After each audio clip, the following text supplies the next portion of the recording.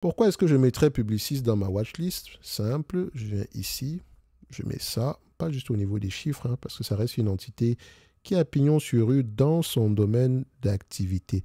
Et donc, je viens ici dans le prompt, sur le prompt que vous avez en description de la vidéo. Il est accessible gratuitement jusqu'au 31 du mois d'octobre. Donc, allez-y, regardez ce qui est écrit dessus. Donc, je vais aller regarder ça quantitativement parce qu'on a déjà analysé cette compagnie plusieurs fois, il me semble. On en a tellement parlé ici. J'ai pensé mon temps à parler d'entreprises françaises alors que je n'en détiens presque aucune. On va le dire comme ça, on dit presque aucune. D'accord? Tout simplement parce que moi, je suis en Amérique du Nord. D'accord? Et je reconnais qu'il y a quand même de belles entreprises en Europe, de manière générale. En Europe du Nord également, énormément. Bref, revenons sur Publicis. Combien de fois les bénéfices je paye ici? Ça reste un business assez prévisible. Je paye 15 fois les bénéfices. Ça donne à peu près aux alentours de 126 euros l'action. 126 euros l'action moins la dette nette. Moins la dette nette. Voilà, 126 moins la dette nette. Ça donne combien? 126 moins 6. Techniquement, ça, on peut repayer la dette avec combien? On peut repayer la dette. Est-ce qu'elle est même endettée, cette compagnie? Attention, il faut aller vérifier ça. 126 parce qu'elle a un niveau BBB+. Donc, laissez-moi juste aller regarder ça ici. Publicis, voilà.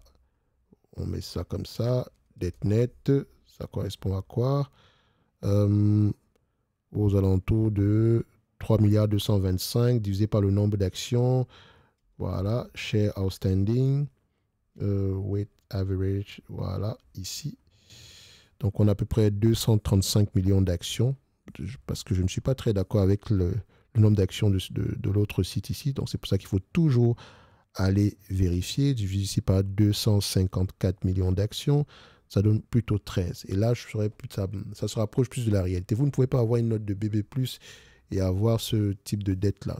Il y a quelque chose qui ne fonctionne pas du tout. Donc, il faut toujours aller faire une double vérification de manière générale. Comme d'habitude, hein, qu'importe l'agrégateur que vous allez utiliser, il faut toujours garder votre esprit critique. C'est très important. De toute façon, on fera une double vérification en regardant en vérifiant les chiffres dans les rapports financiers. OK?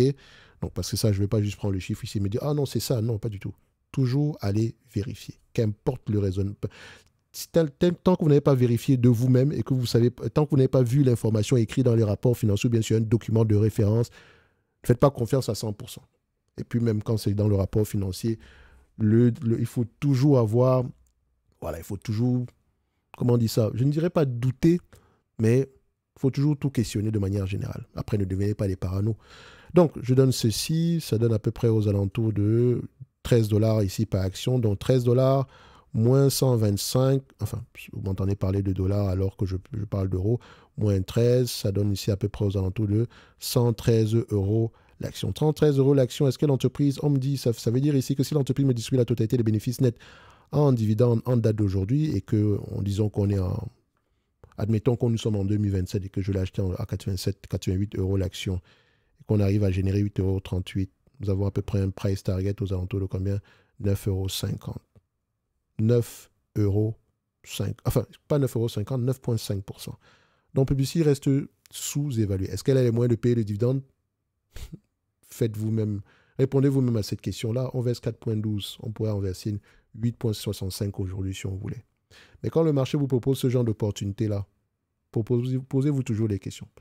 Moi, je pense que Publicis ici va avoir tendance à suivre dans le futur et tout le secteur d'activité d'ailleurs même ressemble à ça parce que si vous prenez une entité comme OMC, comme ça, c'est la même chose. OMC qui est en train de préparer l'acquisition ici de IPG.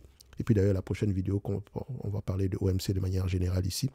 Et donc, on vient là.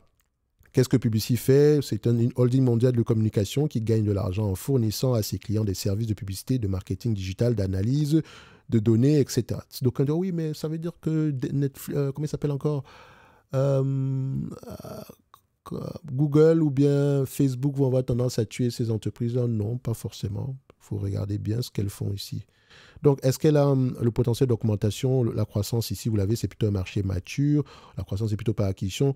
Ici, est-ce que nous avons un avantage concurrentiel? Coût de changement et actif immatériel. La marque de Publicis également, c'est un actif immatériel. OK. Donc, il y a également un certain savoir-faire. Donc, les grandes entreprises intègrent profondément Publicis dans leurs opérations marketing, rendant un changement complexe et coûteux. Ce n'est pas impossible. De plus, les données propriétaires d'Epsilon et l'expertise de Sapiens créent une offre différenciée difficile à répliquer parce que maintenant, la guerre est au niveau des données. D'accord? Donc, c'est très important.